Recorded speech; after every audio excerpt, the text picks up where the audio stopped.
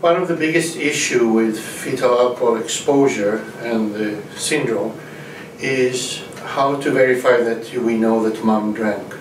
Moms have a lot of reasons not to disclose it, and then a kid may go lifelong without us knowing why he or she have the disabilities.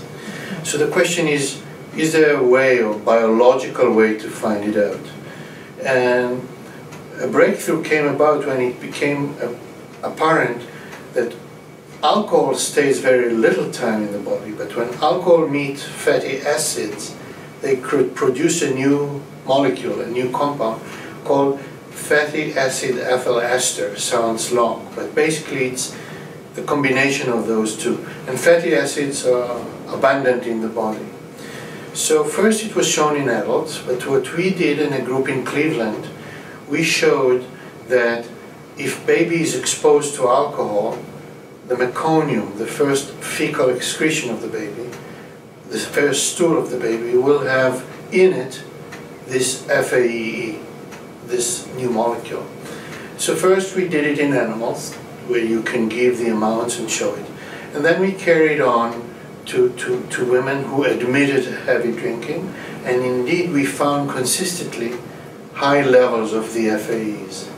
The only caveat was that if I find in a body of a baby cocaine, clearly mom had to do cocaine, but not with FAE, because we all produce alcohol naturally when we eat grapes, when we eat other fermented fruits. So the fact that we find it by itself does not yet prove a point.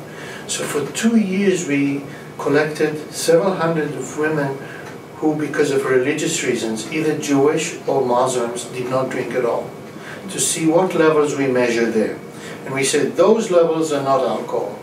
So for us to be able to say mom is exposed to a lot of alcohol, it has to be above it. So we set up this baseline, as we call it, and we worked with that method now for almost 8 or 9 years, and it repeated itself successfully. And the beauty of it is, for the first time, we have an objective manner to know how many babies saw a lot of alcohol, both in the context of epidemiology, to know how much will do what, countrywide, province-wide, area-wide, but also hopefully in clinical cases where you don't have the information, but you may have the meconium. And indeed we get more and more requests across the country, coast to coast, either by children aides or by neonatologists, people who really want to know because the baby doesn't seem to do well and there is no history. There are some ethical issues. How can you do a test on a baby with permission or without permission? And that has not been yet totally resolved, although several opinions that we received from legal people that have experience with the baby and the mother believe that it's the baby's right for us to know what he or she were exposed to. To put it in context, a clinician on a ward, if he thinks that mom had syphilis, in a split of a second he'd check the baby. The same with gonorrhea, the same. When it comes to HIV, people are more ambivalent. So the question has not been resolved totally, but clearly it's a new horizon. It's a new way to know whether the baby saw a lot of alcohol. And we use it more and more, both in research and in clinical use.